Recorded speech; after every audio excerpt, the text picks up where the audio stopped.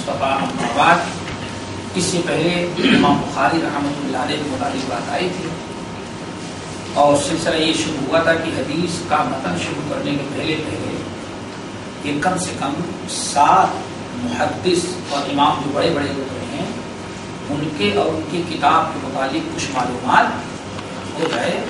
اس میں امام بخاری، امام مسلم، ابو داؤد، ترمذی، نسائی، ابن ماجہ، ان کو ہمارے ہندو پاک کی اصطلاح میں صحاح ستہ کہا جاتا ہے. کیا کہتے ہیں؟ صحاح ستہ. اور انہی کے ساتھ امام احمد بن حنبل کی مشہور کتاب مسند المسند، مسند جس کو امام بھی کہتے تھے، امام احمد بن حنبل رحمۃ اللہ علیہ، اس مسند کا اور امام احمد بن حنبل کا تھوڑا تعارف ہوا ہے. اور یہ 7 کتابیں جب اکٹھا ہوتی تھی ان کو کہا جاتا ہے جماعہ. کیا کہتے ہیں؟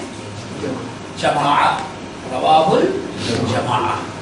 یہ ہیں 7 محدث جن کا تذکرہ کریں گے، جن میں سے نہایت اختصار کے ساتھ امام بخاری رحمۃ اللہ علیہ کا تذکرہ گزر چکا ہے، جن کا نام محمد ابن اسماعیل ابن ابراہیم ابن مغیرہ ابن بردزبہ الجوفی الکوفی، مولاہ الکوفی جوفی.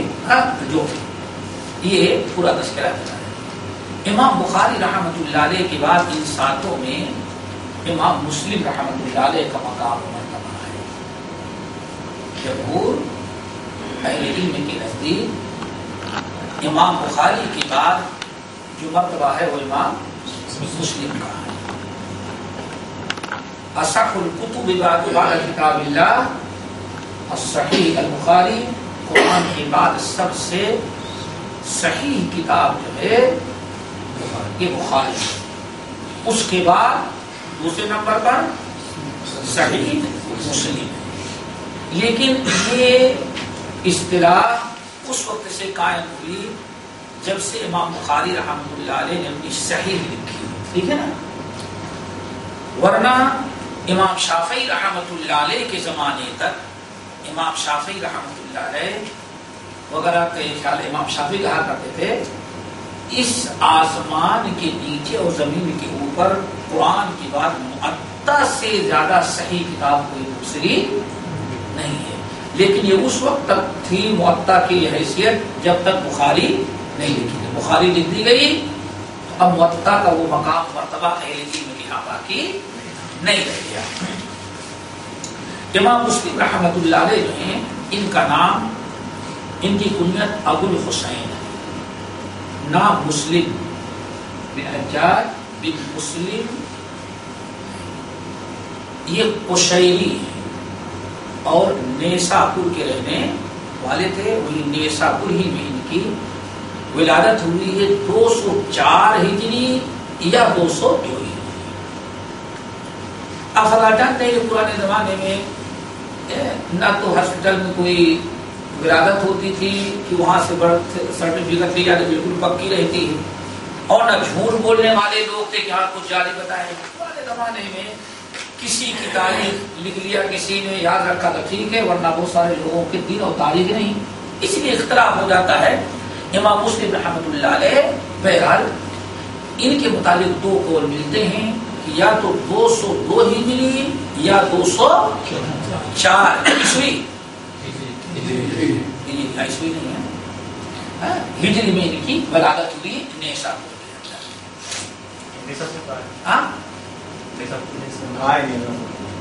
فارس کا فارس کا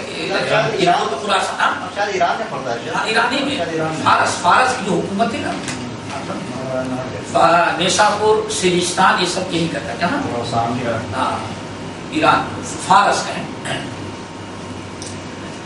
امام مسلم رحمۃ اللہ علیہ نے 218 ہجری میں حدیث کا سماع شروع کیا ہے. محدثین کی اصطلاح میں سماع آتا ہے. سماع کا مطلب کسی محدث کے پاس بیٹھ کر کے حدیث سننا اور اس سے حدیث اخذ کرنے کو کیا کہتے ہیں؟ سماع. سماع کے معنی سماعت کرنا. یہ سن 218 اور چند سالوں کے بعد یہ مکہ المکرمہ حج کے لیے آئے. تو پرانے زمانے میں سب سے زیادہ علماء جو حدیث حاصل کرنے والے رہتے تھے بڑی سہولت ہو جاتی تھی موسم حج میں. اب آج یہ چیز ختم ہو گئی. ابھی بہت ساری برکتیں ہیں ورنہ ساری دنیا کے لوگ حج میں آتے تھے. کئی کئی مہینے علماء رہ جاتے تھے. وہاں مصر کا بھی عالم آیا ہے, عراق کا بھی آیا ہے, یمن کا آیا ہے, بغداد کا آیا ہے, ہر جگہ کے آتے تھے. اور مکے مدینے حرمین علماء تو رہتے ہی تھے. خود شاہ ولی اللہ محدث دہلوی رحمۃ اللہ علیہ جب حج کرنے کے لیے گئے ہیں تو تقریباً 2 سال ان کے لگے ہیں حرمین میں حدیث حاصل کرنے کے لیے. بہت سارے معاملات ایسے ہوتے ہیں الحمدللہ. تو امام مسلم رحمۃ اللہ علیہ جب حج کرنے کے لیے آئے تقریباً 220 کے بعد حج کرنے کے لیے آئے تو حرمین کے علماء سے بھرپور انہوں نے حدیث حاصل کی اور رغبت پیدا ہوئی. آپ حضرات جانتے ہیں کہ نبی علیہ السلام ارشاد فرماتے ہیں مرحومان لا یشبعان. تو بھوکے جو ہیں وہ کبھی آسودہ نہیں ہوتے. مرحومان لا یشبعان تو بھوکے ہوتے ہیں وہ کبھی آسودہ نہیں ہوتے. وہ کون ہے؟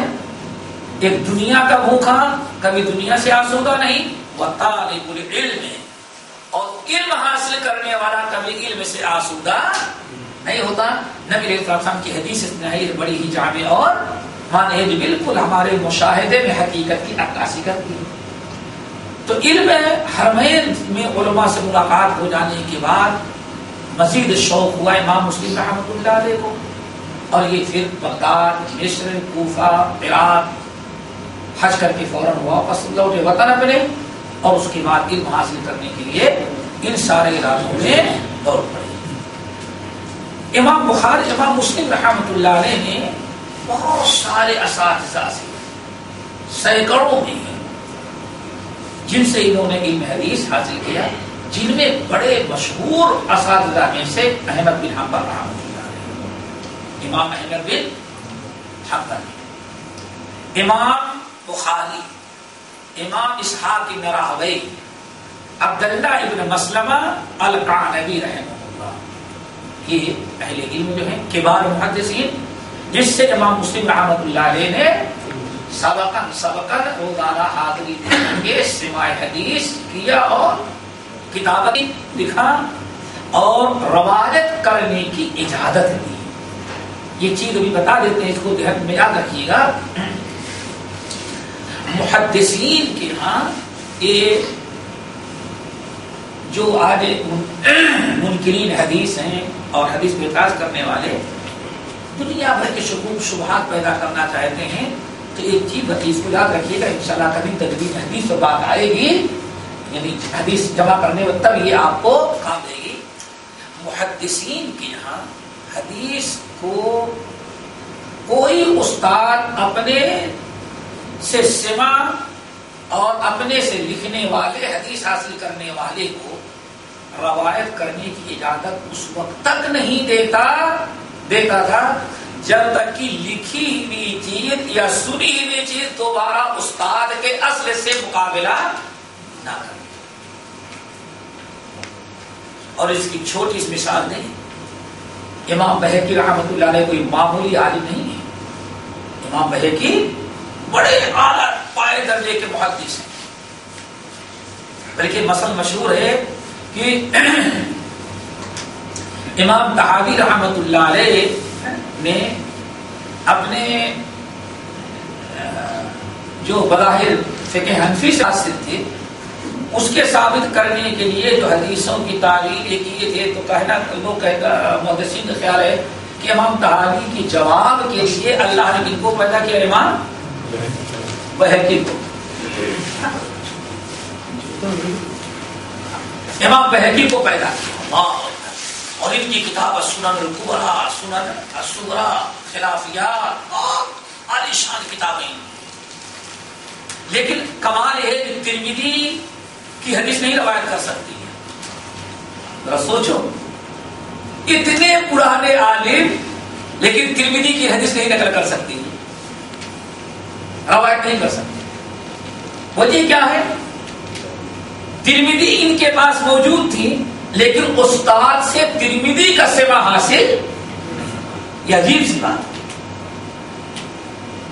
لوگ تو یہ کہتے تھے کہ نہیں ترمذی ان کے پاس تھی ہی نہیں، لیکن میں نے جو مطالعہ کیا سنن کبری البیہقی کا تو 10 جگہ میں نے دیکھا اس کے اندر کہتے ہیں ہاکذا فی کتاب ابی عیسیٰ الترمذی، جس کا مطلب ان کے پاس ترمذی موجود تھی لیکن اس سے روایت نہیں کر سکتے تھے. کیوں؟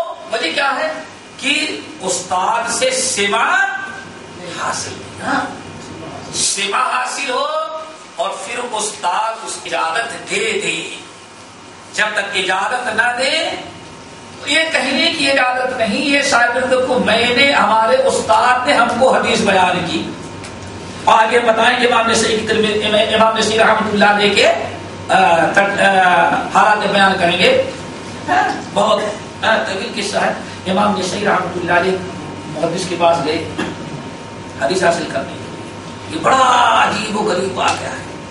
حدیث حاصل کرنے کے لیے استاد نے کچھ بیان کیا، امام نسائی استاد نے بیان کیا، حارث بن مسکین نامی استاد نے، اور امام نسائی کو ذرا سا کچھ اعتراض کا اشکال پیش کیا، کچھ باتیں چونچیرا کی پہنچی. استاد کو بڑا غصہ لگا، نکل جاؤ یہاں سے، نکال دیا استاد. امام نسائی کو استاد نے اپنے مجلس سے نکال دیا. دوسرے امام نسائی بڑے پریشان، اتنا لمبا سفر کر کے آئے تھے، اتنے بڑے عالم سے حدیث حاصل کرنے کے اس نے مجلس سے نکال دیا. اب رات بھر بڑے پریشان رہے امام نسائی رحمۃ اللہ علیہ، لیکن انہوں نے دیکھ لیا کہ ہاں کون کون لوگ ان کے درس میں بیٹھتے ہیں. 10-5 سے ملے اور ملنے کے بعد کہا بھائی وہ استاد جہاں جس طرح سے ٹیک لگا، اتنا بڑا مجمع ہوتا تھا کہ گھر میں کوئی جگہ نہیں، تو یہ بڑے بڑے جو باغات ہوتے تھے وہاں درختوں کے نیچے بیٹھ کر رات چلتی تھی. جس بڑے درخت سے ٹیک لگا کر کے بیچتے ہیں استاد، تم لوگ خاموش رہنا. جب وہ درس شروع کرنا چپکے سے میں درخت کے پیچھے آ کر کے جتنی حدیثیں بیان کریں گے میں سن لوں گا. چلو، اور باقی جیسے کہ مخلص ساتھی تھے، ساتھی نے دیکھ لیا چھپا ہوا ہے نسائی، لیکن بتا نہیں سکتے. کیوں؟ ارے اتنی دور سے بیچارہ آیا ہوا ہے، اس کو حاصل کر لیں گے. دوست ناراض ہو گئے، غصہ ہو کر کے مجلس سے بھگا دیا ہے، محروم کیوں ہو. امام نسائی کئی دن پیچھے بیٹھ کر کے چپکے سے حدیثیں سنتے اور نوٹ کرتے، اور جب ختم ہوتا تو استاد سے نہیں ملتے بلکہ استاد کو پتا نہ چلے. اللہ اکبر. امام نسائی رحمۃ اللہ علیہ نے حدیث حاصل کی، سماع حاصل ہوا، لیکن اجازت نہیں ہے. استاد کیا کہتا؟ قد اجزت له ان يروي عني هذه الحديث. ان کے امام نسائی کی لکھی ہوئی چیز کو نظر رسانی کرتا، یا امام نسائی سے کہتا تم پڑھو میں اپنی اصل سے دیکھ کر کے سنتا ہوں، مقابلہ کرتا ہوں، پھر اجازت دیتا. اور امام نسائی یہ کر نہیں سکتے تھے اس استاد سے. لیکن امام نسائی نے زندگی میں کبھی اس کو اپنا عیب نہیں سمجھا. آج سنن نسائی اٹھا کر کے ہے تو کہتے کیا ہے، ہم کو تو اجازت نہیں ملی، لیکن استاد پر پڑھی جا رہی تھی میں نے سن لیا. پوری سنن نسائی میں جہاں اس استاد کی حدیث نقل کریں گے وعدے کر دیں گے بھائی حدیث سنی لیکن بغیر اجازت کے میں اجازت ملے گی، پھر اس کے بعد کیا روایت ہوگی. اب ذرا اصل سے برابر مقابلہ ہوتا رہے گا تو اب غلطی کا امکان نہیں رہتا، الا ماشاء اللہ کبھی کوئی غلطی ہو. اور اگر کہیں ایک نسخے میں غلطی ہوگی تو دوسرے نسخہ کے مقابلے سے اس کی تصحیح ہو جاتی ہے. اسی لیے منکرین حدیث کا یہ کہنا کہ اتنی پرانی حدیثیں، اتنی جنگیں ہوئی اور اتنے بارش آئے ہوئے، اتنے سیلاب ہوئے، پتہ نہیں کتابیں کہاں چلی گئی. علماء انسانی تھے، محدثین اپنی زبان سے، زبانی سے پر کام نہیں چلا. زبانی تو ایک ذریعہ تھا، ورنہ اصل اعتماد کس پر ہوتا تھا؟ لکھی ہوئی چیز پر. اور لکھی ہوئی چیز پر بھی اعتماد نہیں ہو سکتا تھا جب تک کہ سامنے والا اجازت نہ دے دے۔ امام بہقی رحمۃ اللہ علیہ کی بات میں نے بتائی، ترمذی موجود تھی، کیوں کہتے ہاں کذا وجدت فی کتاب ابی عیسیٰ الترمذی، ایسے ہی یہ روایت مجھے کہاں ملی؟ اس کو بیجاتا کہتے، کیا کہتے ہیں؟ نہیں، واو سے، ہاں اللہ محدثین کی اصطلاح ہے، ہم نے ایسے ہی پایا امام ترمذی کی کتاب میں، یہ نہیں کہتے کیا ہم نے روایت کیا، تو ایک تو یہ ہوتا ہے۔ تو امام مسلم رحمۃ اللہ علیہ ہر جگہ دوڑ دوڑ کر کے سماع حاصل کیا، اور سب سے انہوں نے حدیثیں اکٹھا کی، جن میں امام بخاری، امام احمد بن حنبل، امام اسحاق بن راہوے، اور اسی طرح سے یحییٰ ابن یحییٰ النیسابوری اور عبداللہ ابن مسلمہ القعنبی رحمہ اللہ، یہ بڑے مشائخ ہیں، اور ان میں امام بخاری رحمۃ اللہ علیہ سے بہت ہی زیادہ گہرا ربط تھا، کس کا؟ امام مسلم رحمۃ اللہ علیہ کا۔ اسی لیے جب سارے لوگ، گزشتہ درس میں نے بتایا ہے، امام مسلم رحمۃ اللہ علیہ امام بخاری کے پاس بیٹھتے اور پوچھتے، امام بخاری رحمۃ اللہ علیہ جب حدیث بیان کرتے اور ایسی باریکیاں، ایسی نکات امام بخاری کبھی کبھار بیان کر دیتے تھے کہ امام مسلم رو پڑتے تھے کہ اللہ تعالیٰ یہ انسان ہے کیا، کون سی مخلوق کو نے پیدا کیا جس کے اندر اتنا علم موجود ہے، اور کبھی جوش میں آتے کہتے یا استاد یا امیر المومنین فی الحدیث، امام بخاری رحمۃ اللہ علیہ کو یہ لقب جس نے امیر المومنین فی الحدیث، یہ سب سے پہلے امام مسلم رحمۃ اللہ علیہ نے ان کو یہ لقب دیا، یا امیر المومنین فی الحدیث قدم رجلیک، ذرا اپنے پیر لمبا تو کرے، اور جا کر کے چوم لیتے تھے، پیشانی چوم لیتے تھے۔ امام بخاری رحمۃ اللہ علیہ سے اس طرح سے ان کا گہرا تعلق تھا۔ اسی لیے جب امام بخاری رحمۃ اللہ علیہ، بہت سارے لوگوں نے اختلاف کیا، جن میں خاص طور سے محمد بن یحییٰ الزہلی، یہ نیشاپور جہاں کے امام مسلم رحمۃ اللہ علیہ، امام مسلم ان سے بہت حدیثیں نوٹ کی تھی، اور ان سے سن کر کے سوالات کر کے بہت سارے حدیث کے نکات اور راویوں کے بارے میں اونٹوں پر لادی جاتی تھی ان کی کتاب۔ ایک دن امام محمد بن یحییٰ الزہلی رحمۃ اللہ علیہ نے، اچھا خلق قرآن کے مسئلے میں بہت ہی متشدد تھے، کون؟ امام محمد بن یحییٰ الزہلی، امام زہری بڑے متشدد تھے۔ ایک دن امام مسلم رحمۃ اللہ علیہ مجلس میں تھے، انہوں نے زہری نے اعلان کیا بھائی کل ہم بخارا کی طرف جائیں گے اور محمد بن اسماعیل سے ملاقات کریں گے، چلو جس کو چلنا ہے ہمارے ساتھ چلو، چلیے۔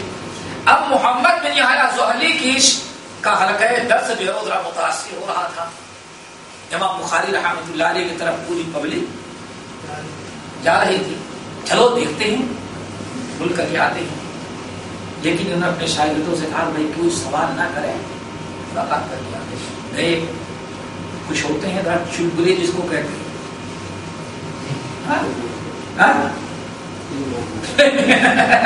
پھر مارنے والے یا چھیڑ چھاڑ کرنے والے۔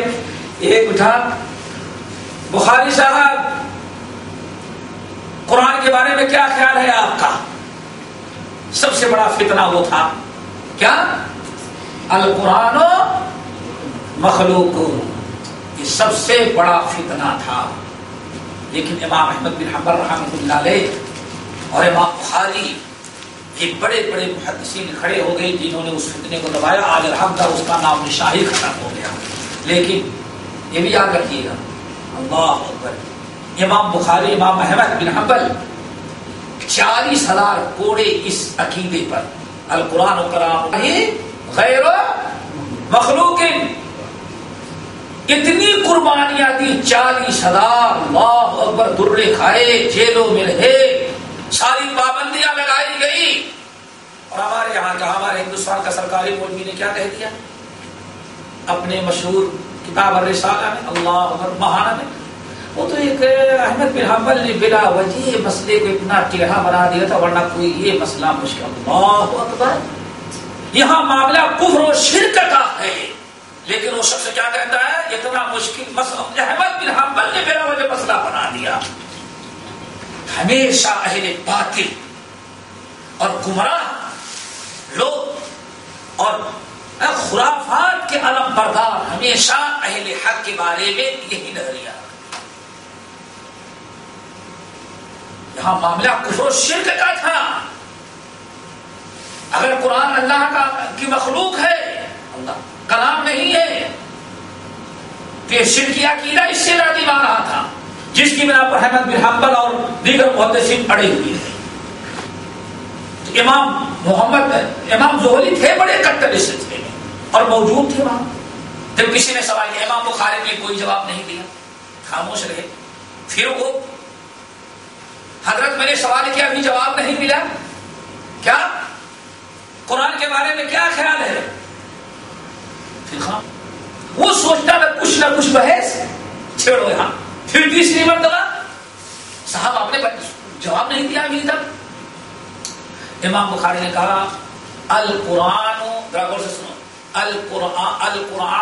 القرآن کلام اللہ غیر مخلوق ولفظی بالقرآن من لساننا من اقوالنا ومن اعمالنا وآبادنا مخلوق۔ یہی جملہ تھا دکتور، کیا کہا؟ قرآن اللہ کا کلام ہے، مخلوق نہیں ہے، یہی سب۔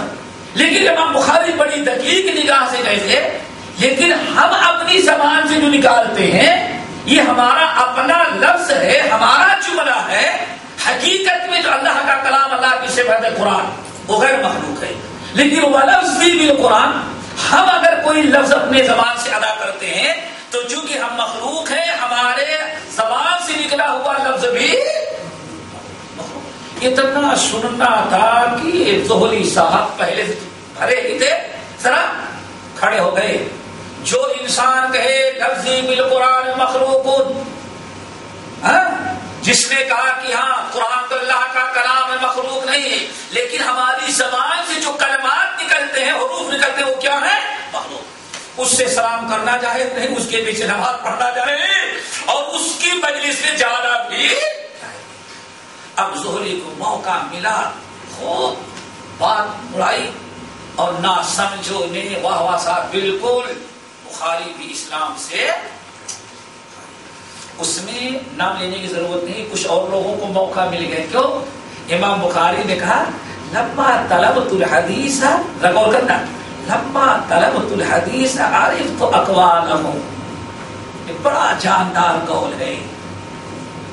بہت سارے لوگ بھرا گئے تھے، کیوں؟ امام بخاری کی پرورش ہوئی کسی اور خاندانی مذہب پر، لیکن امام بخاری کیا کہتے ہیں؟ فلما عرفت الحدیث، فلما، جب میں نے حدیث حاصل کیا تب ان کے اقوال کی فقہ کے ان کی جزیات کی حقیقت مجھے معلوم، میں نے سب کو چھوڑا۔ کسی امام کے قول کو چھوڑ دینے کے بعد آدمی اس علاقے مسلمان کا ہے، وہ پٹھانوں کے علاقہ، اللہ اکبر۔ وہ سمجھتے تھے کہ یہاں ہمارے امام کے مذہب کے علاوہ کوئی پیدا نہیں، کھڑا نہیں ہو سکتا، کسی کو اجازت نہیں مل سکتی۔ اور وہاں امام بخاری نے کیا کہہ دیا؟ فلما لما طلبت الحدیث عرفت اقوالهم، جب تک حدیث نہیں حاصل کیا تھا ان کی جزیات پر بڑا مطمئن تھا کہ سارے چور کتاب و سنت کا یہی ہے، لیکن جب ہم نے حدیث حاصل کر لیا عرفت اقوالهم، تب ان کے جزئی اقوال کی، اجتہادی اقوال کی حقیقت ہمیں معلوم ہو گئی، میں چھوڑ دیا۔ آپ صاحب یہ امام بخاری کے اعلان کر دینا الگ مصیبت، ایک تو وہ چڑھے ہوئے لوگ تھے اور دوسرا یہ عقیدے کا آ گیا، یہ دونوں کا سنگم ہو گیا، ادھر سے وہ ادھر سے پوری پبلک امام بخاری رحمت اللہ علیہ کے خلاف ہو گئے۔ روا صاحب لوگ تو بڑا پتہ کی آدمی، اس کے پیچھے نماز بھی نہیں ہو سکتی ہماری، اس کے سلام بھی کرنا چاہتے، مجلس میں حدیث ہی نہیں لینا چاہتے، حالانکہ حق پر امام بخاری تھے اور سامنے والے لوگ اس دقیق کلمے کو سمجھنے کے بجائے اس کو کسی اور انداز سے پیش کیا، پبلک بڑا کچھ تھی. ایسے سارے موقع پر ان تمام مشکلات میں پورے شہر نے امام بخاری کا ساتھ چھوڑا، لیکن امام مسلم حقیقت کو سمجھ گئے، انہوں نے ساتھ نہیں چھوڑا. یہ استاد کی قدر دانی، استاد سے محبت، استاد کی عظمت، اور جس سے علم حاصل کیا اس کا وقار ان کے دل میں بیٹھا ہوا تھا. یہاں تک کہ محدثین نقل کرتے ہیں کہ امام مسلم نے اپنے استاد زہری سے جتنا کچھ لکھا تھا کہا ایسا کریں اگر ہمارے استاد امام بخاری جیسے سے آپ سلام کلام بن کر لیتے ہیں اور آپ اپنی مجلس سے ان تمام لوگوں کو نکل جانے کا اعلان کرتے ہیں جو امام بخاری کو صحیح کہتے ہو، تو آپ ایسا کریں ہم بخاری کو تو نہیں چھوڑیں گے، ہم نے جو دیکھ لیا ہے ان کے اندر وہ کسی میں نہیں ملا، بخاری کو تو نہیں چھوڑیں گے، جتنا کچھ ہم نے آپ سے علم حاصل کیا سب لکھا ہوا ہے، یہ اونٹ پر رکھ کر کے اونٹ آپ کی طرف روانہ کر دیتے، ساری کتابیں اپنی اتار لے. امام زہری کو ساری کتابیں لوٹا دی، ان کی تقاریر جو لکھی تھی، لیکن امام بخاری رحمۃ اللہ علیہ کا ساتھ نہیں چھوڑا. امام مسلم رحمۃ اللہ علیہ سے جن بڑے بڑے لوگوں نے حدیثیں حاصل کی بہت سارے مشائخ ہیں، جن میں امام ترمذی ہیں، لیکن زیادہ روایتیں علم حاصل ضرور کیا، بہت ساری روایتیں نقل کی اخذ کی، لیکن اپنی سنن میں روایتیں بہت ہی کم.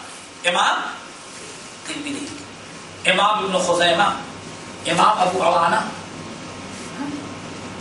امام عبد الرحمن ابی حاتم الرازی رحمۃ اللہ علیہ، یہ بڑے بڑے ان کے شاگرد ہیں جنہوں نے امام مسلم رحمۃ اللہ علیہ سے حدیث حاصل کیا ہے. اسی طرح سے امام ترمذی، امام مسلم رحمۃ اللہ علیہ نے جو حدیثیں اپنی کتاب مسلم کو تیار کیا، تو امام ابو زرعہ الرازی رحمۃ اللہ علیہ جو امام الجرح والتعدیل ان کے سامنے پیش کیا. یہ مقام بدرا لوگوں کو کبھی ملتا ہے بھائی. امام احمد بن حنبل، امام ابو زرعہ الرازی، یحییٰ ابن معین، یہی وہ مشائخ ہیں جن کے پاس امام بخاری رحمۃ اللہ علیہ نے اپنی صحیح بخاری لکھی، تو ان کے اوپر پیش کر آپ لوگ نظر ڈال لی، یہ میں نے کتاب لکھی. اللہ اکبر، یہ محبت، یہ الفت، ایک دوسرے سے لگاؤ تھا کہ ہمارے تینوں بڑے بڑے مشائخ ہیں، یہ پہلے نظر ثانی کر لے پھر امت کے سامنے اس کو پیش کریں. امام بخاری مسلم رحمۃ اللہ علیہ نے صحیح مسلم کی ترتیب دی تو انہوں نے بھی سب سے پہلے ابو زرعہ پر، اور امام مسلم رحمۃ اللہ علیہ خود کہتے ہیں امام زرعہ نے جہاں جہاں کہا یہ راوی میں فنا آئے ہے یا اس حدیث کے متن میں ہے، کہتے ہیں ہم نے دیکھا اور بات صحیح نہیں تو ہم نے ان تمام چیزوں کو اپنی صحیح سے نکال دیا، اپنے صحیح سے نکال دیا. تو امام ابو زرعہ رحمۃ اللہ علیہ کے نظر ثانی کے بعد یہ کتاب منظر عام پر آئی. اب یہاں ایک بات ہے کہ صحیح بخاری اور مسلم میں حدیثیں کتنی ہیں، تو ہم ادھر لاتے ہیں آپ لوگوں کو کہ حدیثیں کتنی ہیں. تو امام ابن الصلاح رحمۃ اللہ علیہ جو بڑے مؤرخ اور محدث گزرے ہوئے ہیں، ان کا خیال ہے کہ صحیح بخاری میں تمام روایتیں جو 7,275 کتنے 7,275. اب ترکیب میں کہیں تھوڑا سا اختلاف ہو جاتا ہے محدثین کا، یہ ابن الصلاح کا کہنا ہے 7,275 مقررات کے ساتھ. مقررات کیا ہے؟ ہاں ارے بھائی مشاعرے میں کبھی جاتے تو کیا کہتے ہیں؟ بس اسی کو مقررات ان احادیث کو کہتا ہے. اصل میں امام بخاری رحمۃ اللہ علیہ جب صحیح لکھ رہے تھے تو ان کے سامنے دو چیزیں پیش نظر تھی، سمجھو بھائی. نمبر 1 صحیح سے صحیح تر اصح الاحادیث جو ہیں ان کا ایک مجموعہ ہے. ٹھیک ہے نا؟ آئی بات سمجھ؟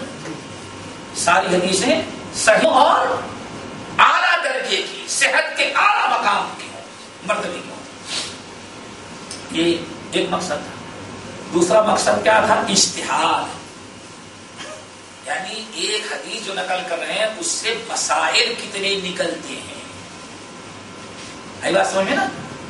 اسی لیے ایک حدیث امام بخاری نے نقل کیا، اگر اس سے 20 مسائل نکلتے ہیں امام بخاری کے نزدیک تو اس کو کتنی جگہ نقل کریں گے؟ 20. حدیث ایک ہوگی لیکن آئے گی کتنی جگہ؟ 20. ایک چھوٹی سی مثال دیں. حدیث انما الاعمال بالنیات، نماز ہو جب، جہاد ہو جب، نیت کے ہر اچھے کام کہیں نہیں جائے. دوسری حدیث الا کلکم راع وکلکم مسئول عن رعیتہ فالامام راع علی الناس وهو مسئول عن رعیتہ والرجل راع علی اہلہ وهو مسئول عن رعیتہ والمرأة راعیة علی اہل بیت زوجها وهي مسئولة عن رعیتها والعبد راع علی مال سیدہ وهو مسئول عن رعیتہ. تم میں سے ہر انسان ایک دوسرے کا نگراں ہے. اللہ اکبر. اب دیکھیں اس کو کتنی جگہ امام بخاری ایک جگہ تو کیا نقل کرتے ہیں کہ دیکھیں کتنی کام میں نقل کرتے ہیں. مرد کی ذمہ داری ہے اس کی نگرانی کرنا. ذمہ داری کس کا ہے؟ عورتوں کا. پھر عورتوں کے حقوق بیان کرنے لگے. عورت کی ذمہ داری والمرأة راعیۃ علی اہل بیت زوجها. یہاں کئی جگہ نقل کی. نقل کرتے کرتے یہاں تک کہ کتاب الجمعہ میں لے گئے. 17-18 جگہ حدیث نقل کی. اور کہاں لے گئے؟ کتاب الجمعہ. اور کیا قائم کرتے ہیں؟ کتاب الجمعہ میں کیوں نقل کرتے ہیں؟ اور سوچو کیا تعلق ہے. اگر کسی دیہات کے لوگ جمعہ نہ پڑھ رہے ہیں وہ تو امام کا کام ہے کہ ڈنڈے مار کر کے وہاں جمعہ. اسی لیے لوگ کہتے ہیں فقہ البخاری فی تراجمہ. ایک صاحب لکھتے ہیں کہ امام بخاری نے حدیث نقل کی، اس سے وہ مسئلے نکالے کہ مسئلہ تو بیان ہے لیکن کس لفظ سے یہ مسئلہ نکالا امت کی کمر ٹوٹ گئی اس مسئلے کو سمجھتے سمجھتے. بڑی دقیق نگاہ تھی.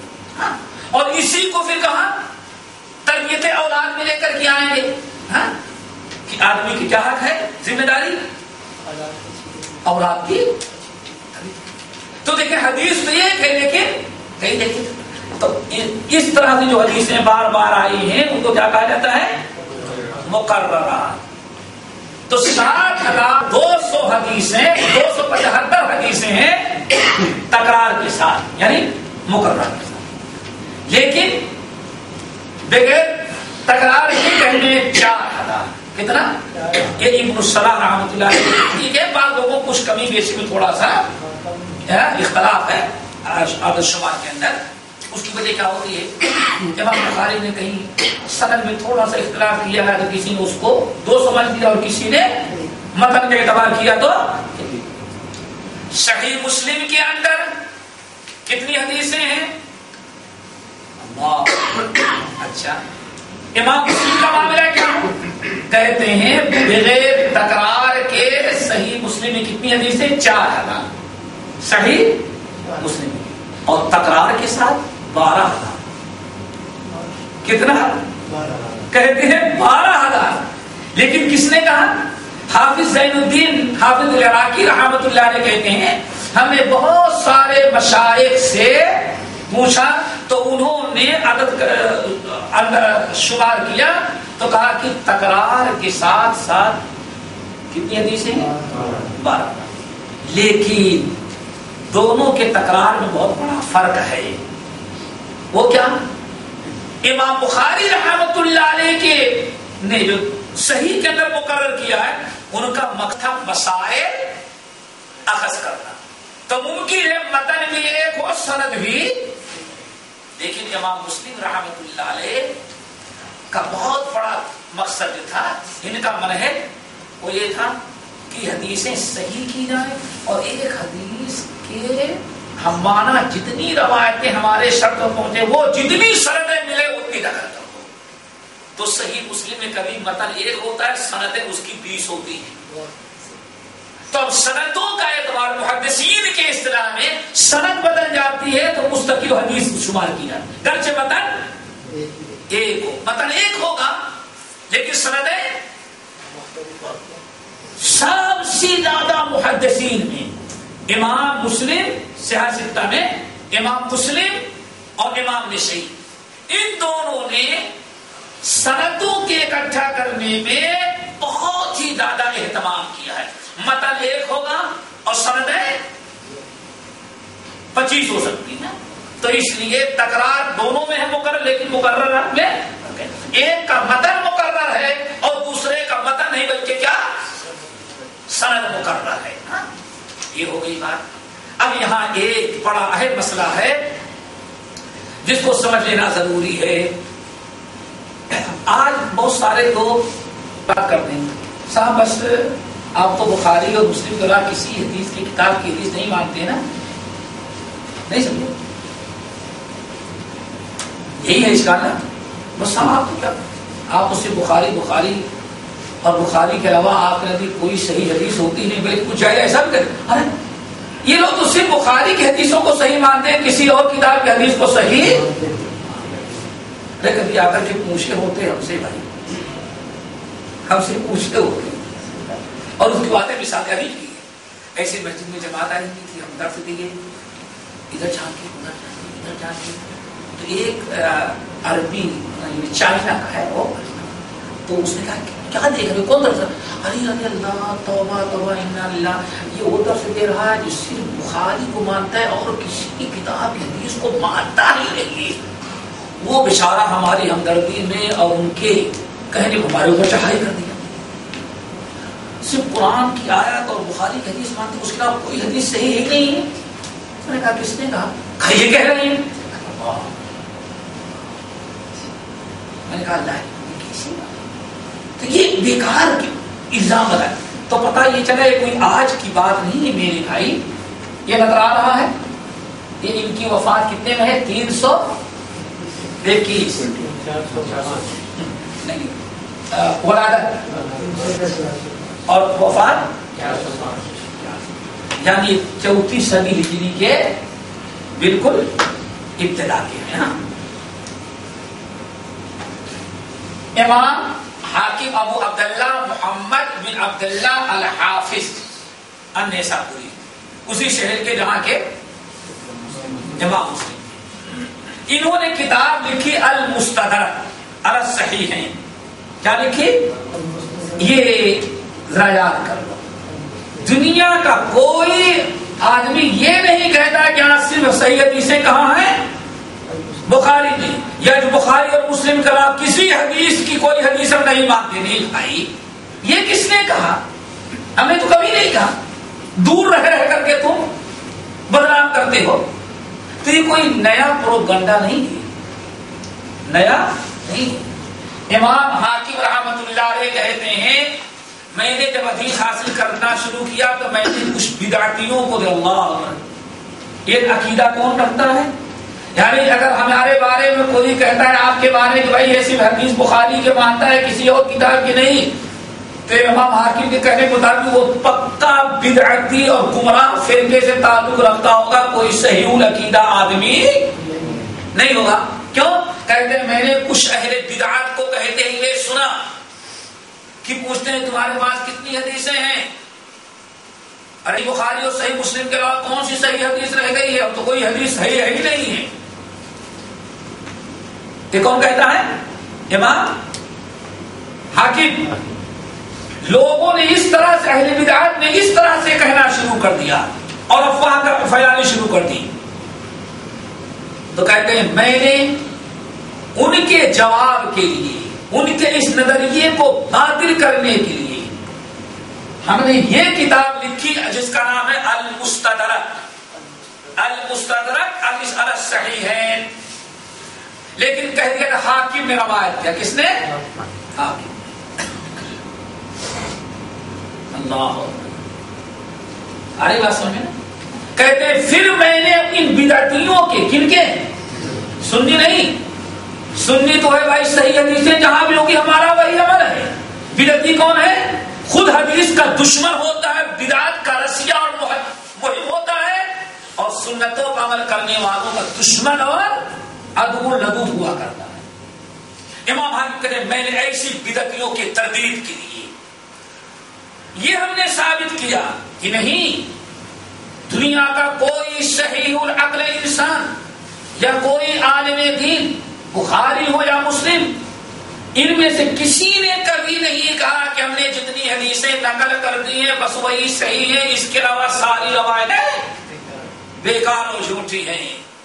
ہرگز نہیں. نہ امام بخاری نے دعویٰ کیا ہے، نہ تو امام مسلم نے، اور نہ دنیا کے کسی عالم نے، سوائے بدعتیوں نے جو حدیث کے دشمن ہیں، حدیث پر عمل کرنے والوں کو بدنام کرنے کے لیے. ارے بات سمجھ میں نا، ورنہ یہ کسی کا کوئی قول نہیں ہے.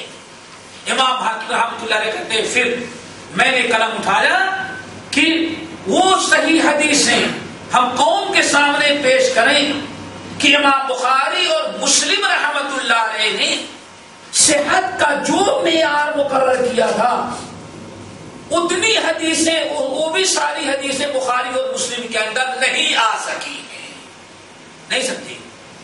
امام بخاری اور مسلم کے معیار کی جو صحیح حدیثیں ہیں اتنی زیادہ صحیح حدیثیں ہیں کہ بخاری اور مسلم رحمہ اللہ نے، ان دونوں اماموں نے ان تمام حدیثوں کو بھی اپنی کتابوں میں نہیں نقل کیا جو ان کے صحت کے معیار کی تھی، بلکہ بہت ساری روایتیں ان لوگوں نے بھی چھوڑ دیا.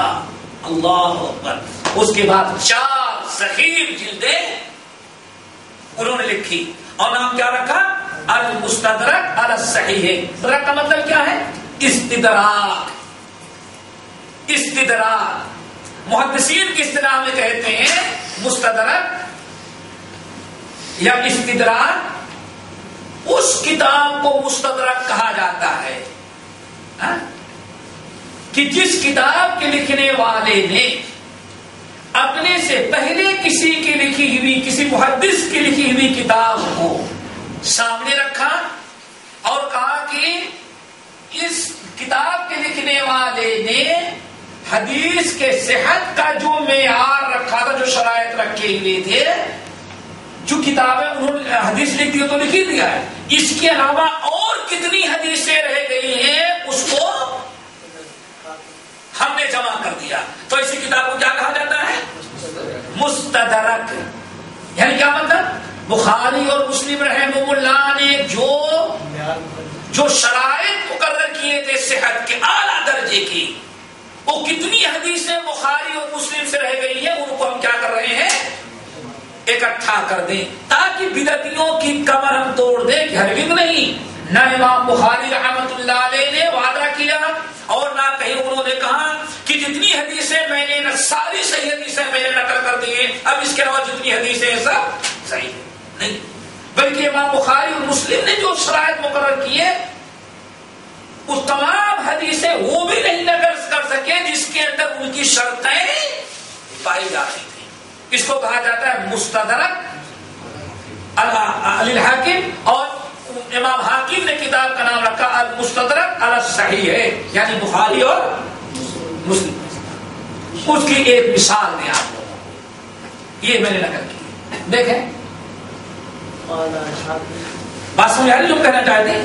یہ جو بدنام کیا جاتا ہے کہ بخاری اور مسلم کے علاوہ کوئی حدیث یہ لوگ صحیح نہیں مانتے، یا بخاری اور مسلم نے جو صحیح حدیثیں تھی نقل کر دیا، ان کے نزدیک باقی جتنی روایتیں ہیں سب کیا ہیں؟ خیر صحیح ہے. یہ نظریہ بالکل باطل ہے اور اہل بدعت نے اس کے ذریعے حدیث کو کمزور کرنے کی کوشش کی.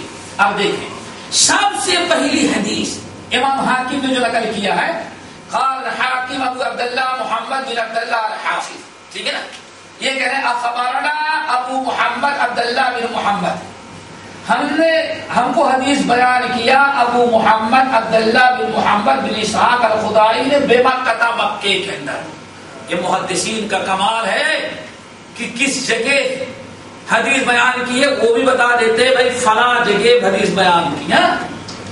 انہوں نے کہا کہ امام حاکم کو استاد حدثنا عبداللہ بن محمد بن ابی میسرہ، وہ کہتے ہیں ہم سے حدیث بیان کی عبداللہ بن محمد بن ابی میسرہ نے، اور یہ کہتے ہیں ہم سے حدیث بیان کی عبداللہ بن یزید المقری نے، یہ کہتے ہیں ہم سے حدیث بیان کی سعید بن ابی ایوب نے، اور یہ کہتے ہیں حدثنی ابن عجلان یعنی محمد ابن عجلان عن القعقاع بن حکیم عن ابی صالح عن ابی ہریرہ رضی اللہ تعالی عنہ، ٹھیک ہے نا؟ قال قال رسول اللہ صلی اللہ علیہ وسلم، حدیث اکمل المؤمنین ایمانا احسنهم خلقا، یہ سب سے پہلی حدیث ہے جو امام حاکم نے نقل کیا، اکمل المؤمنین ایمانا احسنهم خلقا، سب سے کامل مومن تم میں وہ ہے جس کے اخلاق سب سے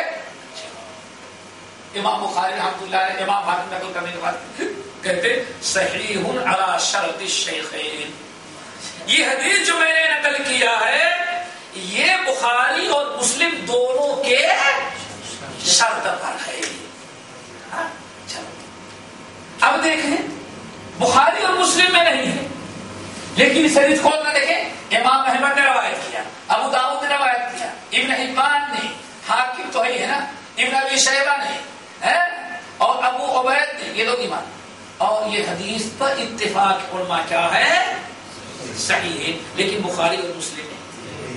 اچھا کمال اور ہے ایسی پوری، ہاں کہیں کہ کچھ بہت سارے مشابہت ہوئی ہے سندوں کے، تہذیب لازمی چیزیں امام بخاری اور مسلم کے ٹکر کے تو نہیں تھے، انسان سے کچھ بہت ساری یعنی غلط استدراک بھی ہوا ہے، لیکن بہت حدیثیں ہیں جو واقعی، یہاں تک کہ ابھی اس دنیا کے اس وقت کے سب سے آخری محدث جو تھے 20 صدی میں شیخ ناصر الدین البانی رحمۃ اللہ علیہ بے شمار مقامات پر نقل کرتے ہیں وہ علی شرط مسلم، واقعی حاکم نے نقل کیا ہے، روایت کیا ہے، بخاری اور مسلم سے رہ گئی حدیث، حالانکہ وہ علی شرط مسلم، کس کی شرط ہے؟ کبھی امام حاکم کہتے ہیں وہ علی شرط الشیخین، سمجھ گئے نا؟ امام البانی کیا کہتے ہیں؟ وہ کما قال، یہ ویسے ہی امام بخاری اور مسلم کے شرط پر ہے جیسے کہ حاکم نے کہا۔ تو میرے بھائی کہنے کا مقصد یہ ہے کہ بخاری اور مسلم ہی میں ساری صحیح حدیثیں نہیں آ گئی ہیں بلکہ اور حدیثیں بھی صحیح موجود ہیں، یہاں تک کہ امام ترمذی رحمۃ اللہ علیہ اپنی سنن کے اندر نقل کرتے ہیں سالت البخاری سالت محمد، ہم نے محمد یہ اپنے استاد محمد بن اسماعیل سے پوچھا اس حدیث کے بارے میں، تو انہوں نے اس حدیث کو حسن کہا، اس حدیث کو صحیح کہا، حالانکہ وہ حدیث ہے جو امام بخاری کی تصحیح کے ساتھ نقل کرے امام مسلم رحمۃ اللہ علیہ اپنے، امام ترمذی رحمۃ اللہ علیہ اپنی سنن میں، وہ بخاری کے اندر۔ تو مطلب کیا ہے؟ امام بخاری اور مسلم نے جتنی حدیثیں نقل کی صحیح ہیں، لیکن جتنی صحیح حدیثیں تھی سب اسی میں نہیں، اس کے علاوہ بھی موجود ہیں۔ آگے بات سمجھ میں، یہ تھوڑی سی بات آ گئی تھی تو میں نے سوچا نقل کر دیں، اور اب انشاءاللہ آئندہ امام ترمذی اور امام ابو داؤد